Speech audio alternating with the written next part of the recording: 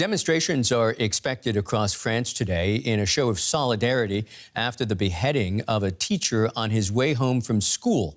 Thousands gathered in central Paris to pay their respects to Samuel Paty, who was killed after showing cartoons of the Muslim prophet Mohammed in a class on freedom of expression.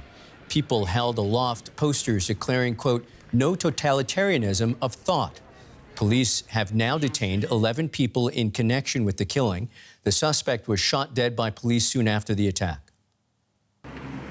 Shocked children, parents, and neighbors come to pay their respects at the suburban Paris school where the murdered teacher taught.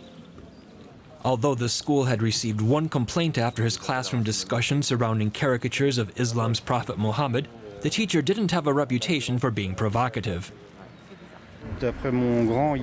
My oldest boy said he never behaved in a racist way. Not at all. His lessons weren't intended to shock. My son didn't think there was anything unusual about him. France's education minister vowed the country would never bow to terror or intimidation when it came to defending its core principles. This teacher was murdered because of what he symbolized, knowledge used for critical thinking. The development of citizens who are free and enlightened. It's the heart of what we do in our schools. Many in France support taking a tough line against extremists. For a long time, our secular country has been under attack, but this time it's on education and it's gone too far. It's the very values of the Republic that are being attacked here. We cannot allow that. We need to bang our fists on the table and say, enough. Stop. The government recently said it was planning new measures to rein in radicalism. Advocates will see the latest attack as proof that tougher action is needed. I'm joined now by Anne-Elisabeth Moutet, a journalist in Paris. Anne-Elisabeth, good to have you with us. There are demonstrations and solidarity rallies for the victim taking place across the country. What more can you tell us about them? There are demonstrations in about 10 large cities in France, and they include Paris, Lyon, Bordeaux, Caen, Marseille, Nice. And there's an outrage in the country that is comparable to the outrage when the cartoonists of Charlie Hebdo were slain 5 years ago, that a teacher was trying his best to educate children in a respectful way was killed by a terrorist. Is there any new information about the attacker?